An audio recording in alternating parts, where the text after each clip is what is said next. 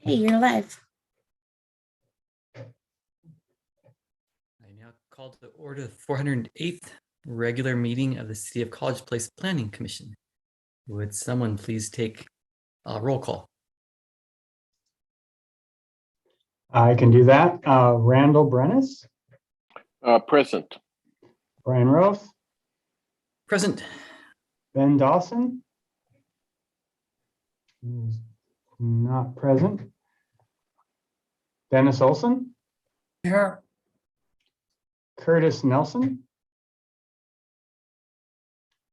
Here. Thank you, Curtis.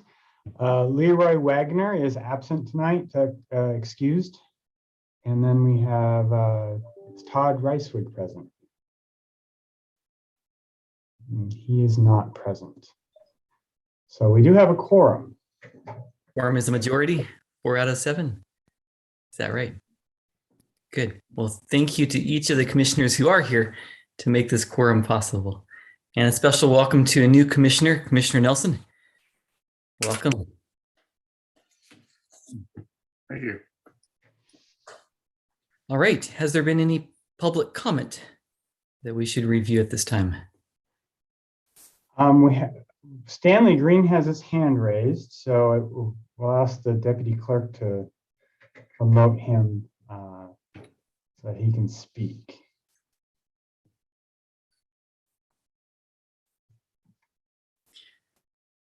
Welcome, Stanley. Stanley, your mic is muted.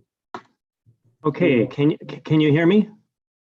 Yes. Okay, thank you. Okay, so I'm Stanley Green. I live in College Place. Some of you know me. For those who don't, I served on this planning commission in the mid-1990s when our primary task was bringing the comprehensive plan into conformance with the Growth Management Act. But it was also during that time that major projects such as the Meadowbrook retail area and the villages at Garrison Creek were approved. And I have a background in civil engineering from the Edward F. Cross School here in College Place and a master's degree in transportation engineering.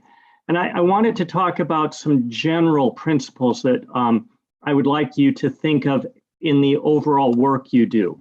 The big one is, are you approving subdivisions or communities? How will the places that you look at, how will the design standards you approve foster interaction with people? And I'm saying this partly because I currently represent the City of College Place on a committee of the Blue Zones Project, although I'm speaking as an individual here. But a healthy community not only involves people eating well, getting exercise, but it also involves social interactions. And when the only way you can get to where you need to go is in your own chunk of steel and glass, you don't have much in the way of social interaction.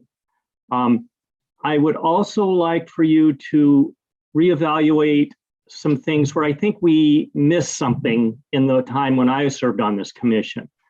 The Meadowbrook development is kind of a classic late 20th century suburban development that's very automobile oriented. It has minimal amenities for bicycling and walking and transit. It has some, but there are serious gaps.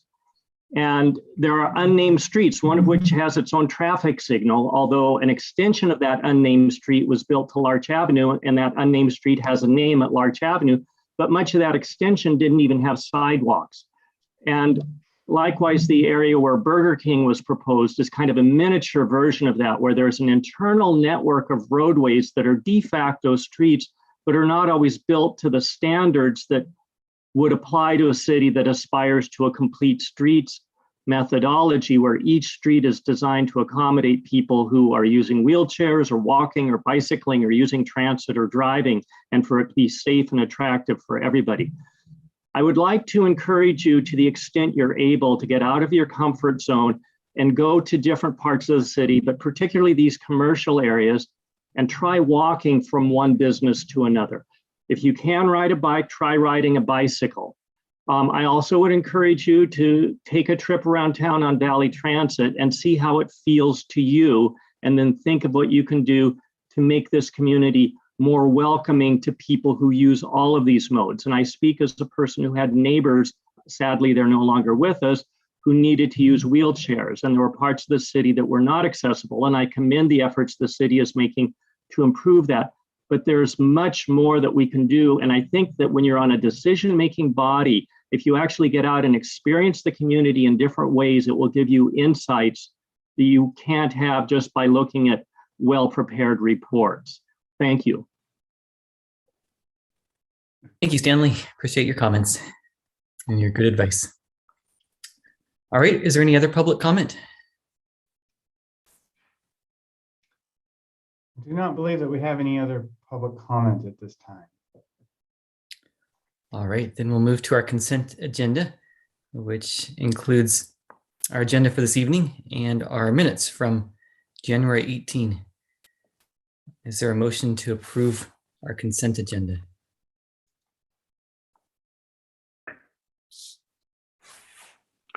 Randall Brennis moves to approve the consent agenda. Thank you. Is there a second?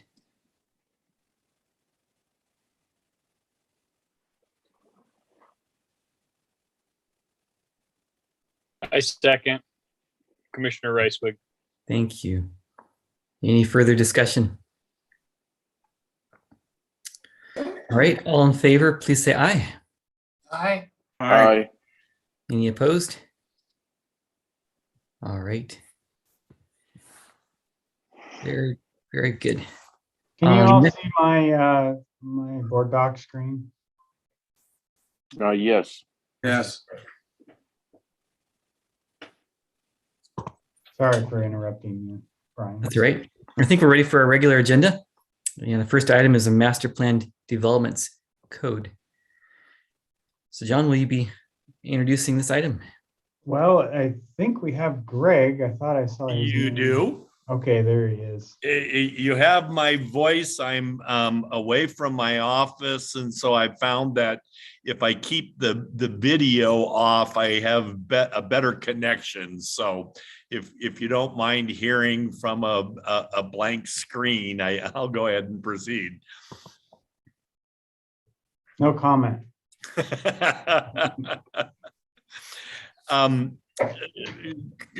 Commissioners, at a previous meeting, we had discussed the notion of establishing regulations that would permit master plan developments in all zoning districts within the city, and something that was identified by the mayor and city administrator as a high priority to for the planning commission to review and to make a recommendation to the city council. So this development tool would be in place. And following your last meeting, we took note of the comments you provided and made a few revisions that were highlighted and underlined in strikeout format. So they tended to be more kind of points of emphasis and clarification, commissioners, based on your comments, and there are no significant substantive changes. It's the format is consistent with what you saw at your previous meeting, and so we wanted to check back in with you to see if you had any comments on these revisions, and we would, I believe, like to proceed with the public review and comment process. They're going to keep these regulations moving along. John, is there anything you'd like to add before we hear from the commission? No, not at this time. Greg, I didn't know if you wanted to, if there was anything in particular you wanted to point out at this point in time, or Not really. I mean, I like I say, we've highlighted the revisions, and they are all based on comments provided by the commission at the previous meeting. And I thought they were all, the commission's comments were clear, direct, to the point, and very appropriate. So we've gone ahead and made those changes. So I don't have anything that I think I would like to particularly call out unless the commission, as they reviewed it, had questions or comments about any of them. Okay. Well, Brian, do you want to open it up for questions from the commission then? Sure, why don't we do that? So are there any questions or concerns or a motion to move this along in the process?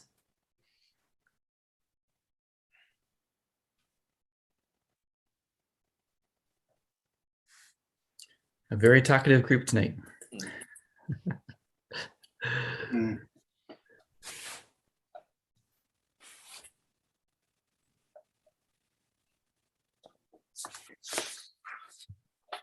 Commissioner Ricebig has a Keith. question / comment.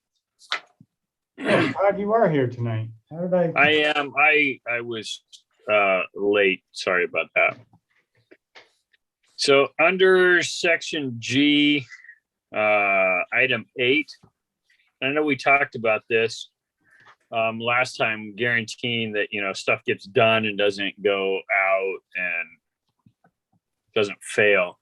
It says the proposed development includes performance standard, phasing requirements, and financial guarantees to ensure that implementing actions are consistent with the approval plans and expected outcomes.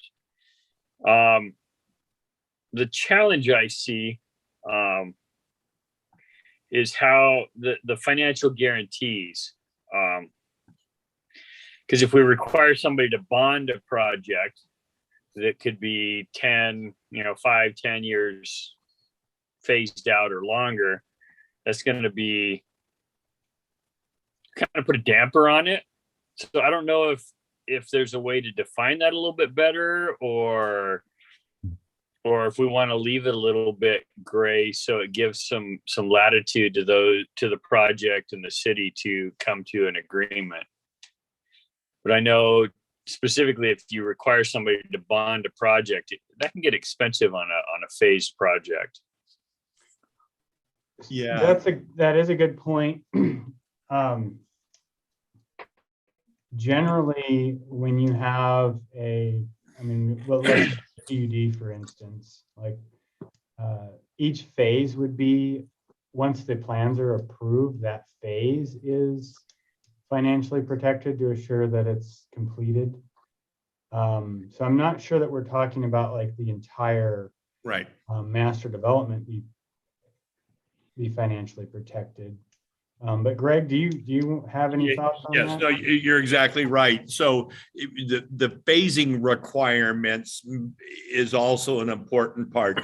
It may say, for instance, something like prior to the issuance of the 100th, the building permit for the 100th ERU, equivalent residential unit, the following things will be in place.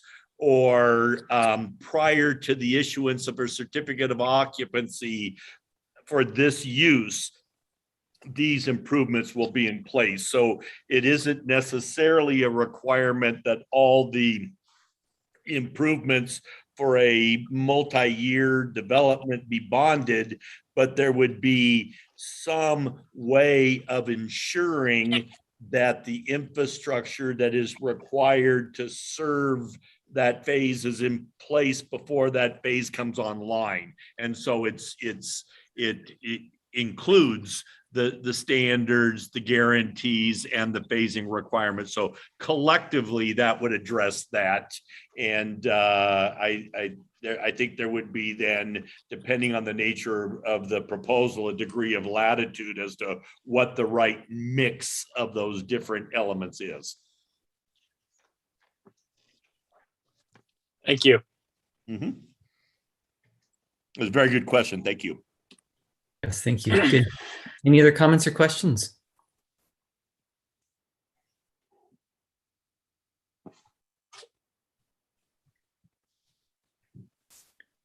Or perhaps a motion? Yeah, Mr. Chair, if the commission is so inclined to direct us to proceed with the public review and comment process, then we would do that, and which would include scheduling a public hearing at a future meeting before the commission. Would someone be willing to make that motion? Commissioner Ricewig is willing to motion that we do that. Thank you. Now's the easy part. Is there someone who'd be willing to offer a second? Commissioner Brennan seconds. Thank you. All right. Commissioner Olson or Commissioner Nelson, anything you'd like to add, comments or questions? No, sir. No, not at this time. All right.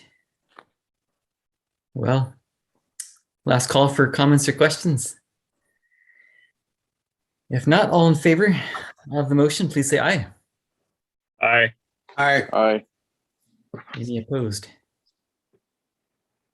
Thank you. This is Commissioner Olson. This is, I'd like to abstain. Okay, you're right. I should have provided that opportunity. So thank you. We'll note that. All right, next on our agenda is affordable housing, comprehensive plan and development code updates. So again, John, back to you. And Well, Greg has been working, he worked on a possible ideas for affordable housing options. I mean, we've been working on this topic for a number of years, and the housing, the final report on housing has affordable housing has a number of recommendations, and we've kind of worked that into, Greg has worked that into possible changes. So with that, I'll turn it over to Greg, and we can just go through this item. And Yep. So, Mr. Chair, members of the commission, you reviewed and recommended to the city council, and the city council approved a number of amendments to the city's comprehensive plan and development of regulations directed at affordable housing.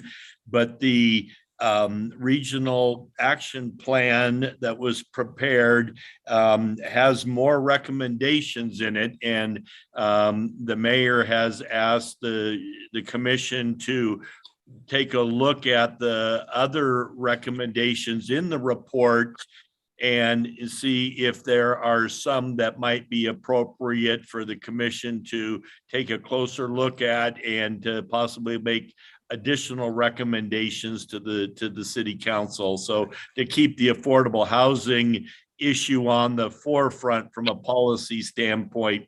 The timing of this is very appropriate, as in 2021, the legislature approved and the governor signed into law some changes or amendments to the Growth Management Act, and those are highlighted on the first page of the memo.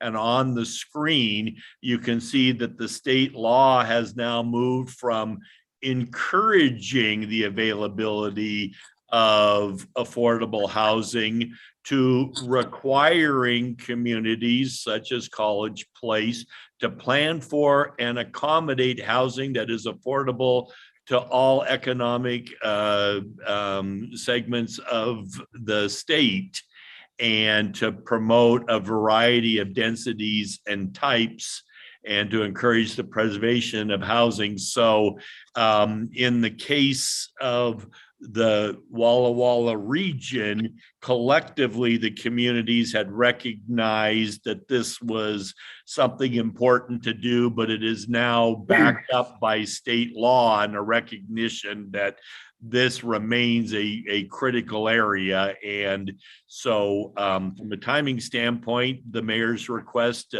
fits right in with the changes to state law.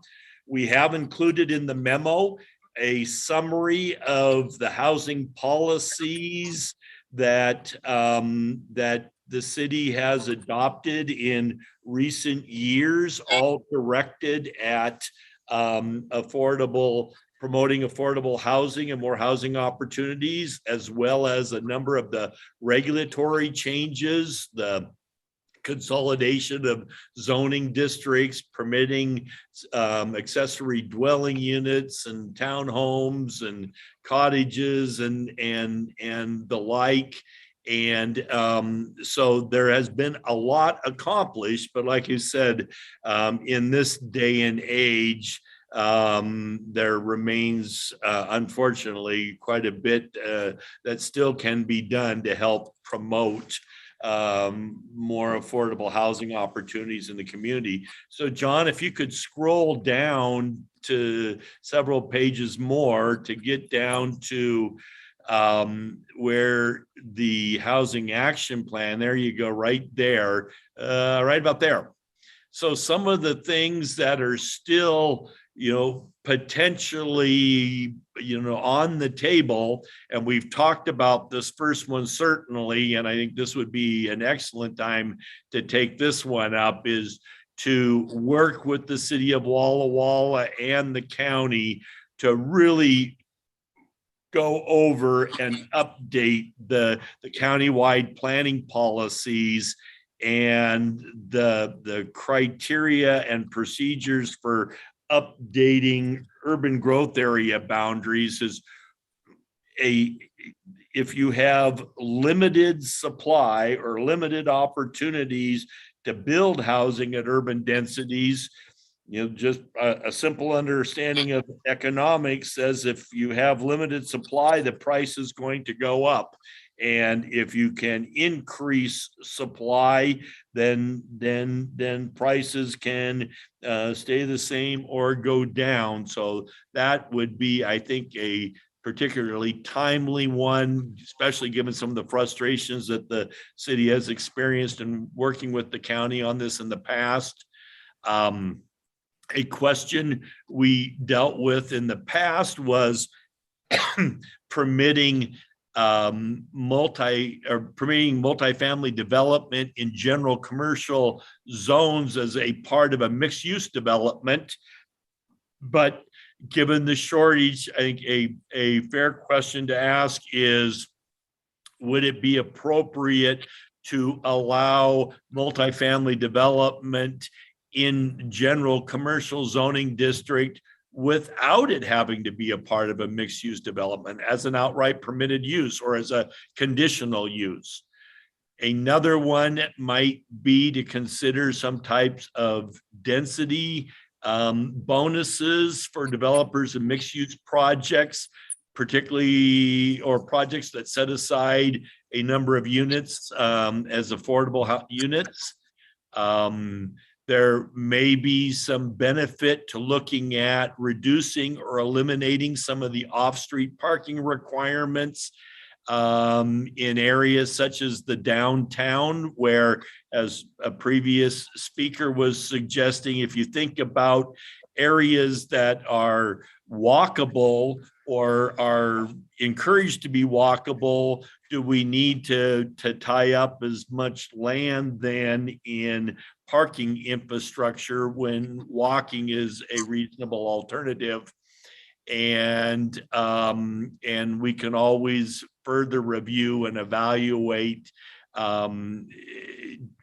additional revisions to accessory dwelling unit standards, although those have only been in place for a limited time now. So those are at least 5 areas, Commission, that we thought might be appropriate, but we didn't want to start to invest time and energy in those areas until we had a sense from you as a commissioners if you thought some or all of these might be appropriate or some might be more appropriate than others. So, Mr. Chair, any direction or discussion from the Planning Commission on potential priorities within those 5 or other items that are perhaps not listed would be particularly helpful for us. An interesting list. Yeah. I'm eager to hear from our commissioners. Any questions you might have, or a sense of which ones deserve the most focus and attention, or the first focus and attention.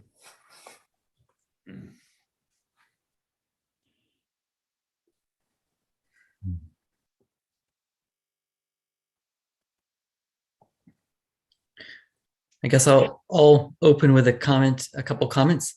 The first is that I really appreciate the first item on the list. I think it's a good one to pursue. I did have some questions about the other items, and maybe number two. I'm wondering, John or Greg, if you could comment. It seems that it's important for us to have a balance of residential, commercial, industrial, balance of these different zones in our city. And by allowing multifamily housing in a commercial zone, that changes the balance of properties in the city, changes the mix of revenue sources as well. I'm wondering if you could comment on the potential impact of that change in. Yep. Yeah, and that's certainly, you know, one of the primary considerations with this. Other considerations, though, are that not all properties that are zoned commercial are suitable for commercial development. And I think one of the things that the city has experienced is there have been some lots that have been on the market for quite some time now. And either because of access limitations or the configuration of the lot, or they're not as highly visible as other lots, they just aren't suitable for commercial development, but they aren't necessarily, suitable for, to be rezoned. And so it would provide an additional development opportunity, for project sponsors to consider. The other thing is that in trying to strike a balance, the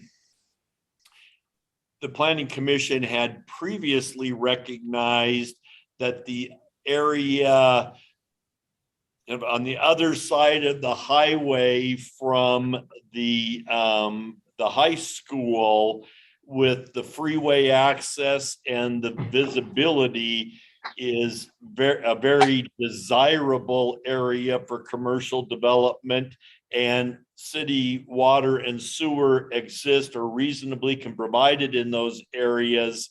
And unfortunately, the county commissioners and the county planning commission, it's somewhere in that process, didn't see the obvious potential that the city did for development in that area. And so perhaps one could argue, if some of those marginal commercial sites were otherwise developed, it might help make a more compelling argument that that highly visible and highly accessible land along the highway that already has access to city water and sewer would be appropriate areas for commercial development in the future. So there could be some kind of secondary benefits to that as well.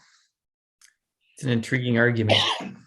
I want to come back to your comment that some areas that were zoned commercial wouldn't be appropriate for rezoning, but yet would be appropriate for an expanded definition of commercial zone. Help me understand that. Yep. There are areas, for instance, down by, I think the car dealerships, where there are some commercial properties that are, because of grade and the like, are not connected or associated with established residential neighborhoods, and are kind of, on the back side of commercial areas. And so they would, not be an obvious choice for, say, single family residential. they could arguably be a choice for, rezone to multifamily. But if you rezone it to multifamily, that might miss out, if there was, someone looking at that for a commercial site. So the notion of allowing a multifamily as a permitted or perhaps a conditional use keeps options open and expands options. And I think that was what I was trying to get at. Yeah, I think expanding the allowed uses in the commercial zone, it's common to have a commercial zoning, general commercial zoning that is broad enough that includes multifamily within those zones, and really opens up the options and lets the market kind of drive what the best use of the land is, rather than shoehorning a particular piece of property into single family or multifamily only when the market might be better suited to determine the best use of that land. And the commercial drive property, some of these lots are good examples of letting the market drive that, where it might be more more suitable to have some multifamily back there. Possibly even up here on Whitman Drive, where we just haven't seen any activity take place. This is the site where that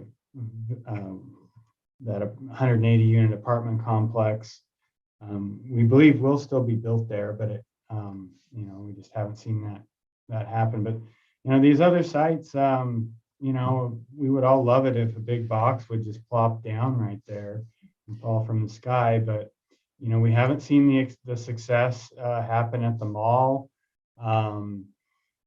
It's just kind of floundering. We've got vacancy there with the Shopco still. There's some properties up off of Cary Court that have struggled over the years that, it might make more sense to allow multifamily in that area.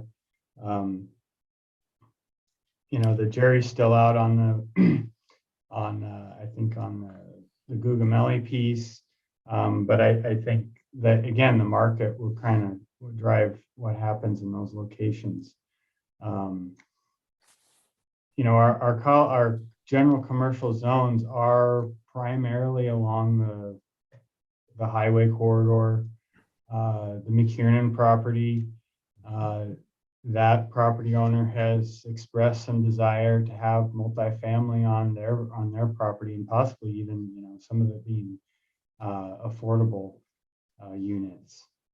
So, and then Greg was talking about the Peppers Bridge area, and what are the next 5 to 10 years have in store for us. And we do have some opportunities to expand possibly our general commercial zones and along this corridor, which is an ideal location for general commercial.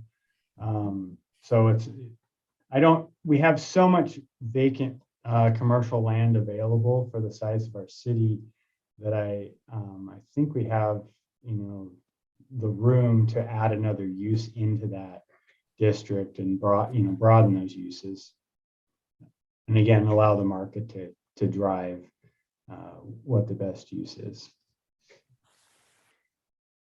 Thank you. Appreciate that discussion. I have other questions as well, but I want to give other commissioners a chance. So maybe we could go back to that list that you had up. Yeah, I'm trying to find it. There it is. Good.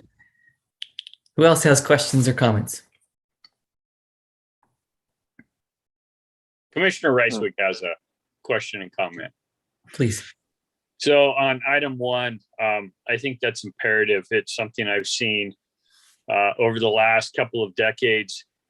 Frustration, I know myself as well as other builders when I was building and doing development work, is that historically we've not had cohesive, organized cooperation on the urban growth areas.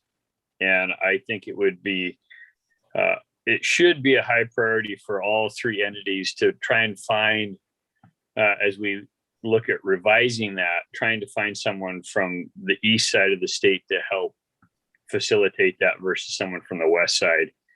And like I said, make a concerted effort to work together and hopefully find a better understanding amongst the organizations of what we need as a valley to continue to grow and thrive. And on item 2, I think that's a good idea. You know, like John said, there is a lot of property that's sitting. And if we can help fill that up and generate some tax revenue, as well as hopefully help with some of our housing issues. I hadn't thought about making it easier to add commercial across the highway, but that's actually a brilliant thought. And I know, I can't remember if it's in this list, but I know earlier in the document, it talked about the property along College Avenue, whether we want to look at maybe allowing some multifamily without the commercial mixed use. I actually, at the time when that got passed, I thought it was one of the brightest things the city of College Place did zoning wise. And I'm rather disappointed that our local developers have not pursued that. But I think I'd rather see something going in, if it was, even if it was just mixed use without, or just multifamily without mixed use, would be better than empty lots sitting along College Avenue.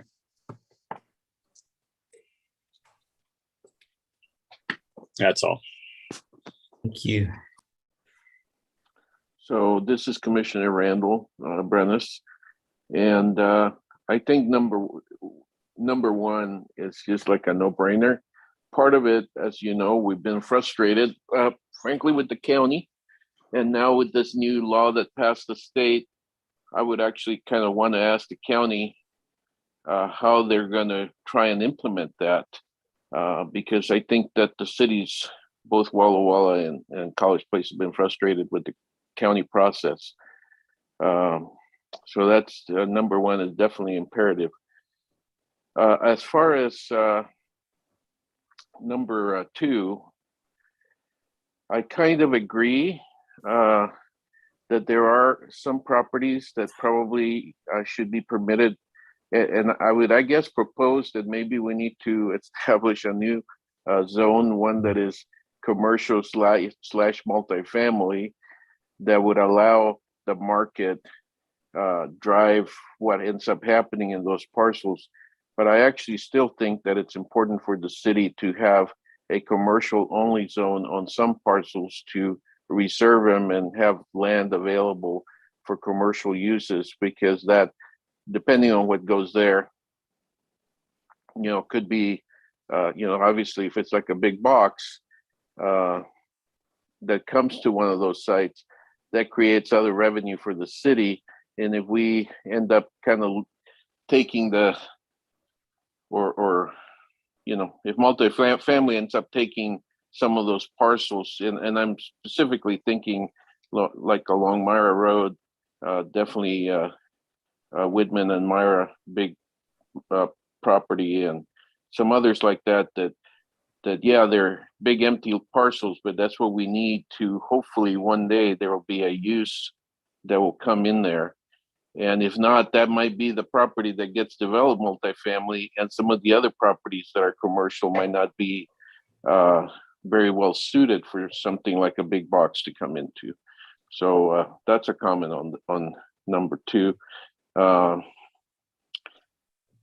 Nobody has mentioned, but I will. So I will mention that I am not in favor at all of number 4. I've seen big issues in areas with that, because most people will have a car, even if they are prone to or wish to walk and ride transit. They still have a car. They have a need for parking, or they will still have visitors, other people that will you know, come to visit that have a car, and that they're not going to come in a bicycle or transit to visit. And I think we still need to maintain off-street parking requirements. And then on number 5, I think we haven't given enough time to see what the will of the people of College Place are in regards to ADUs, since we modified the code. In my opinion, it's a little too early to try and do anything with number 5. So those are some of my comments. Good, thank you.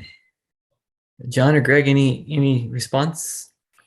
No, it sounds like some in recognition that number 1, we definitely need to do some good suggestions on number 2, that, you know, whether it's permitting it outright or creating a mixed use zone, or maybe even saying that multifamily could be permitted in the general commercial through a conditional use permit.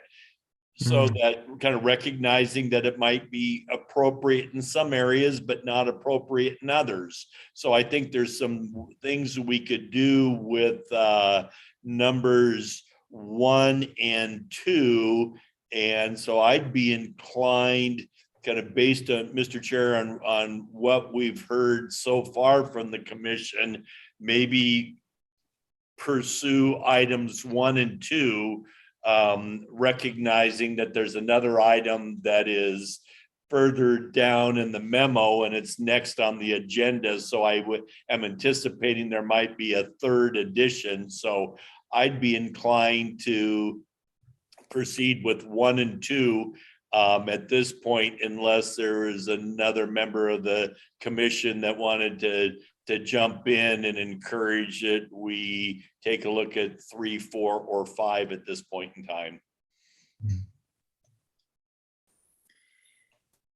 I have just a couple more comments, but first, any other comments from the commissioners?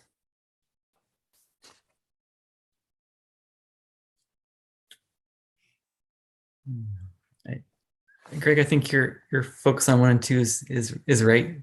I was intrigued by the second half of number 3, but I'm pretty skeptical of 4 and 5. So do you want to talk briefly about the second half of number 3? Sure. There is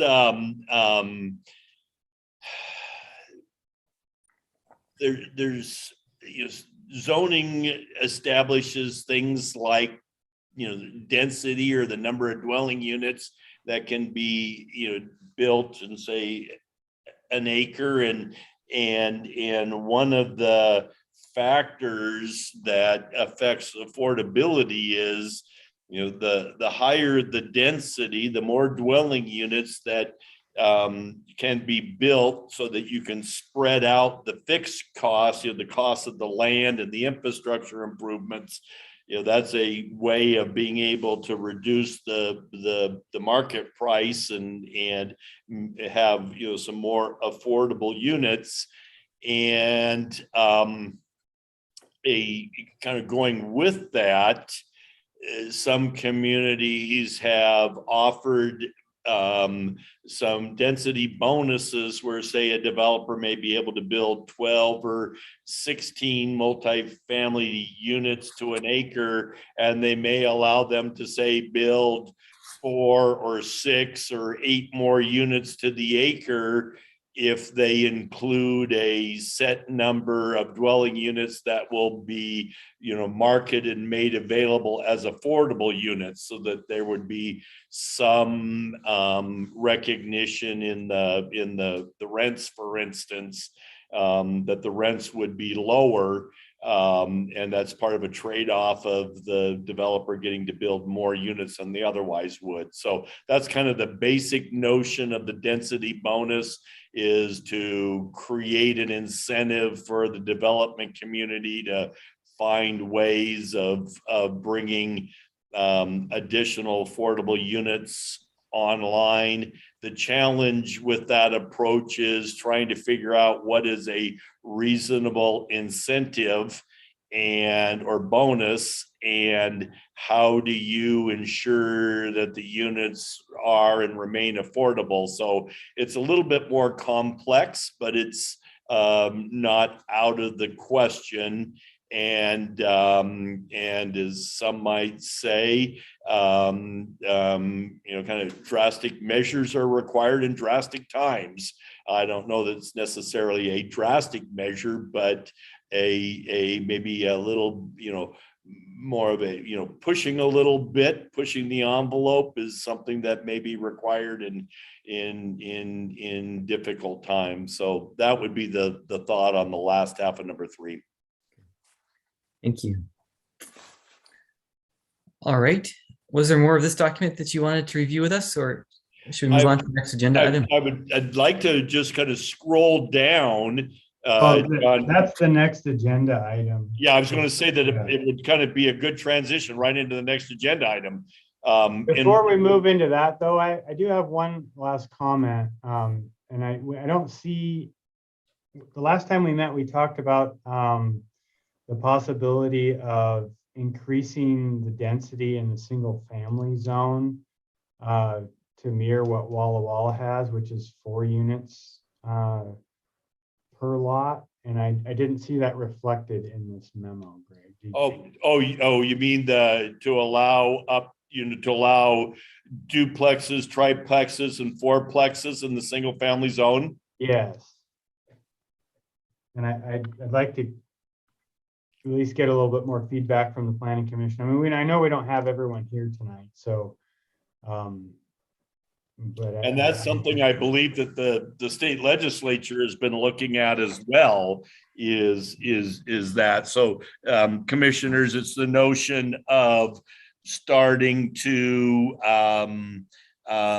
increase the kind of the return on the investment in established areas, if you will, by allowing for more dense development. And so you could have then, potentially amendments to the development regulations to allow not only duplexes in single family zones, but also potentially a triplex or a fourplex, and whether that was permitted outright or permitted through a conditional use permit. But that is something the communities are looking at, and in particular, I think Wall's already taken action in that regard, haven't they, John?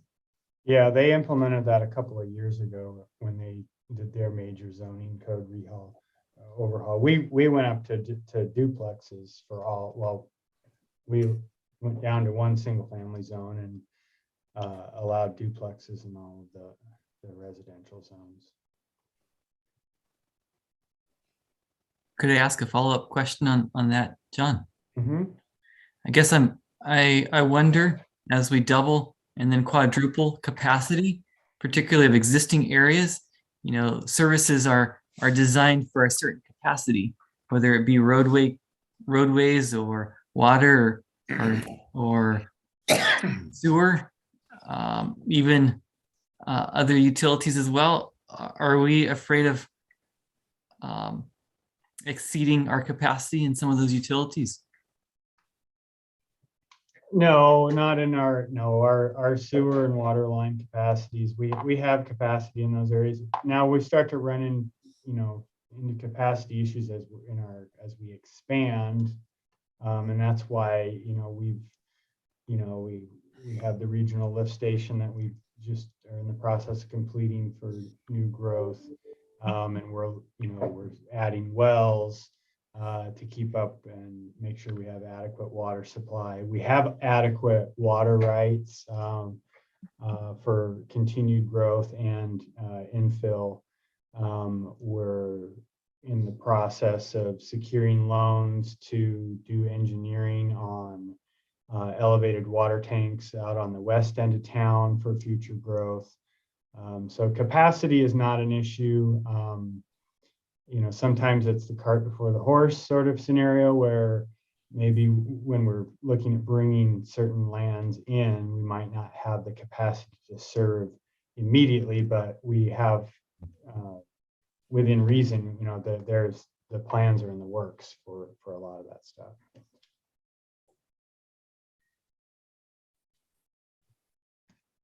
All right. Commissioner Brennis, I have a couple of follow-up comments on this. So the one thing I know we need to kind of keep moving forward, but I guess I like to see what effect what we have implemented, obviously the ADUs, but even this about duplexes and single family zones, to see how it's working or not working. I don't think we've given it enough time. At least I'm not aware of developments that are taking advantage of that, as of yet. The other concern I have too is that, this is a very hard subject, I guess, affordable housing.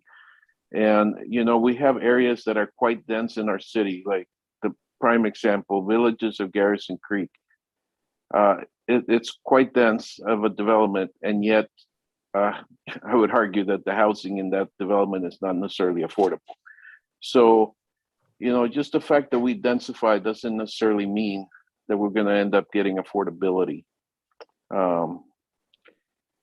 Anyway, like I said, it's a very kind of perplexing problem, and it's not all, I don't think, necessarily solvable by planning or zoning alternatives. It might require more of actually government involvement in building affordable houses. Anyway, other issues, but that's just again an opinion that I'm putting out there.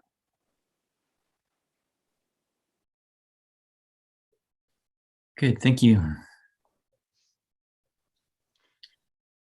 John, do you know if and maybe this is something that you and I can follow up on, is to check with the city of Walla Walla to see to what extent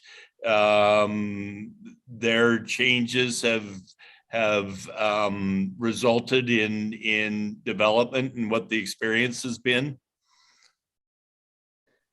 Yeah, I think that's a good idea. I mean, I can reach out to the city of Walla Walla. So, Mr. Chairman, inclined to proceed with items 1 and 2, and as John just noted, we'll do some additional research and share what if anything Walla Walla has learned to date on their experiences with allowing triplexes and fourplexes in the single family areas, and just have that as an informational item for the commission. That sounds good. All right, are we ready for our last agenda item? Yeah, our last item, and it is the multifamily tax exemption program. And this is something that larger cities have had the opportunity to take advantage of, but at long last, the efforts of the city administrator and others has resulted in the opportunity being available now in cities like College Place, where certain multifamily developments in certain locations may be eligible to receive an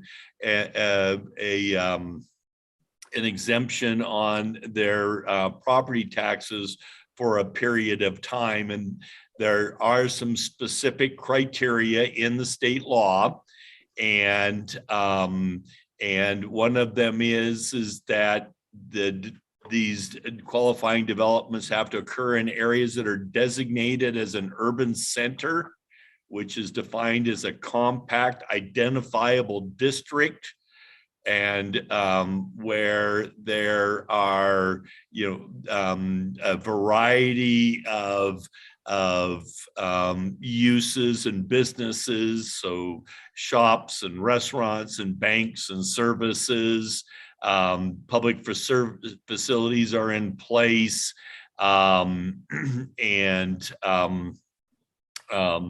there is a shortage or a lack of available and desirable housing that is affordable. So there's some steps that the city has to go through.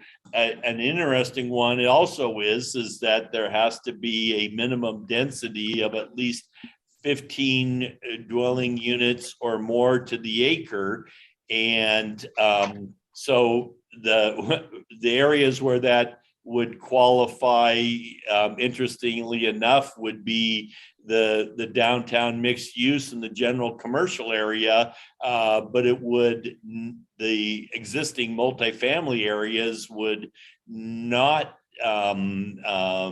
lend itself to this, because right now it's the allowable density is below that standard. But a multifamily zoned area in and of itself may not meet some of these other criteria, like the urban center criteria. So that takes us back to some of the discussion we were having a moment ago about the notion of having multifamily housing in the commercial area, because under state law, those commercial areas might lend themselves to this, and the downtown area might lend itself to this. Unfortunately, there's a provision in the state law that says that areas are subject to university master plans are not eligible. So it's not a type of thing that might be a resource on the campus or near the campus, but there would be at least possibly 2 areas or subsets of 2 areas in the city where this tool would be available.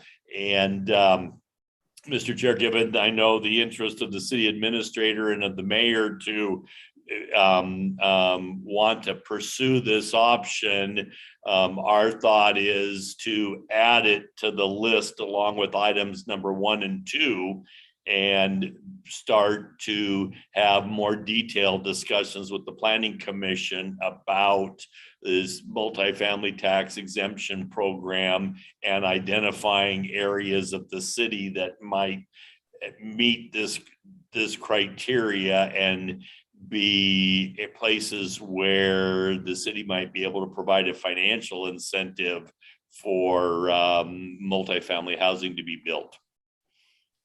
John, anything you want to add to that? Just some distinctions. So that the 12-year period, that 10%, in order to get that exemption, the state requirement is that 10% of those be for low income and 10% be for moderate income. And then if the developer wants to apply for the 20-year exemption, 25% of those units would need to be either sold or qualified, basically for permanent. So they would permanently, 25% would be permanently affordable for affordable units.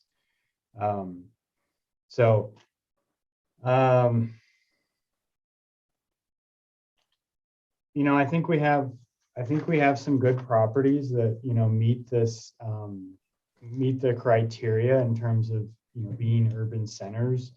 The downtown mixed use zone along College Avenue, I think, you know, would be an eligible zoning district. Even let me go ahead and pull up the zoning map again.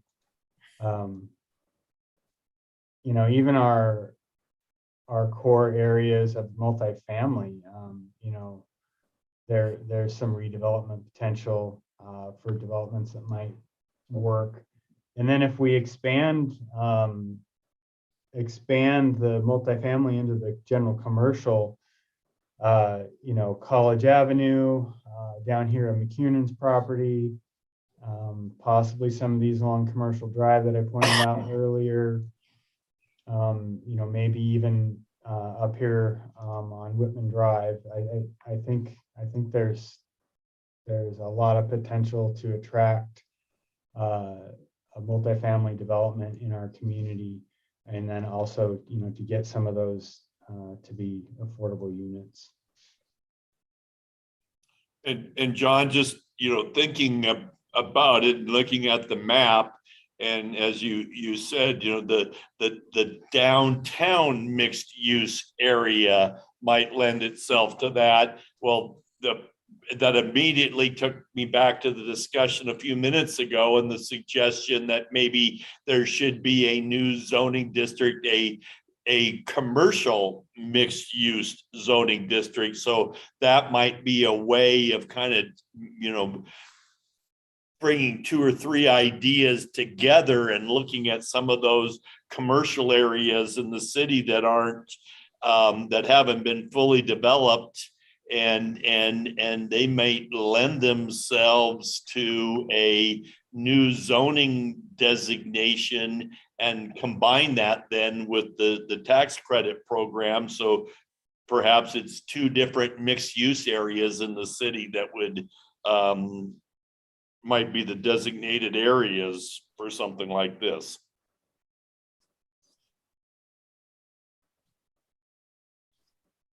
Yeah, I think it would be a good idea if, depending on what road we head down with the zoning, with the commercial versus maybe creating a new, new commercial mixed use zone or whatever it end up may be being. I think it might be a good idea for the commission to identify the properties that should be, if we have that create a new zoning, is to rezone those as part of the process. I think there would be a lot of value to that. But yeah, so I guess we should open it up back to the commission on this. The Questions, multifamily comments? Yep. Good. Helpful introduction to this topic. Thank you. Commissioners, any questions or comments? So I have a comment that's a little bit maybe out of the box, but I know that the city has another commission that's Economic Development Commission, and I think there might be another one that I'm just wondering if we should have some sort of workshop where maybe we have some other commissions in the city, like the Economic Development Commission, that might have some input, especially in this area that we've just been discussing, so that we can, I know there's other perspectives perhaps that we might miss just as the Planning Commission. A very good idea.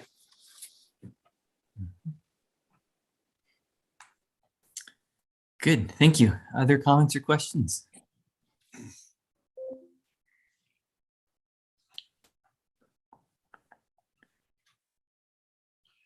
I'll ask.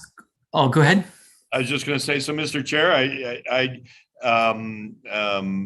think what we will do then is proceed with some additional analysis and kind of think about how 2 or 3 of these pieces might fit together, and then bring some information back to the Planning Commission and continue the discussion at future meetings. And while we're doing that, we'll have the master plan development regulations out for public review and comment. So I think we've got some clear direction on all 3 of the items. And I was just making some notes to myself to make sure I don't forget any of them, but I'm ready to get going. John, are you feeling like we've got some good direction? Yeah, I really do. I think we do. All right, I'll add just a quick comment on this one, and I'm generally supportive, certainly in support of exploring some of the details and looking at this some more. I guess I just wanted to ask, whenever we offer tax incentives or a tax exemption, well, the city still needs revenue. That revenue has to come from somewhere, and maybe the expectation is that this won't affect enough properties to make a significant impact on the city, but the city is still providing services for these developments. Can you comment on where the missing revenue will be made up? Is that slightly higher tax rates across the board? Is that a slight reduction in services, what's the implication of creating tax exempt properties? Well, that's a difficult question to answer. The developments themselves, they still would be required to pay their impact fees for water and sewer connections.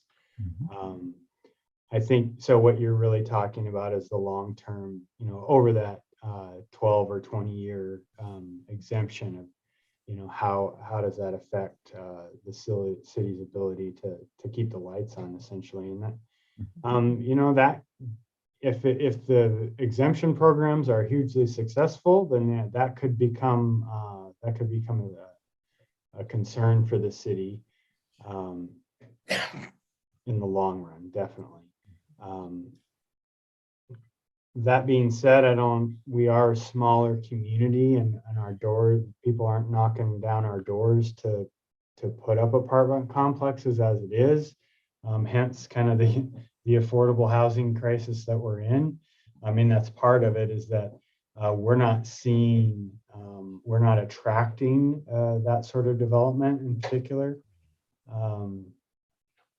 So whether it's a threat or not, I don't know. And I Greg, think, don't know. John, one of the things we can do is look to some of the larger cities that have taken advantage of the program and see what their economic analysis has revealed. Thank you. I'd be interested in that. Yeah. And I think, John, I hear you saying we'd be happy to have this problem, or maybe not happy to have it, but it would mean it was a successful program if we had to worry about the impact.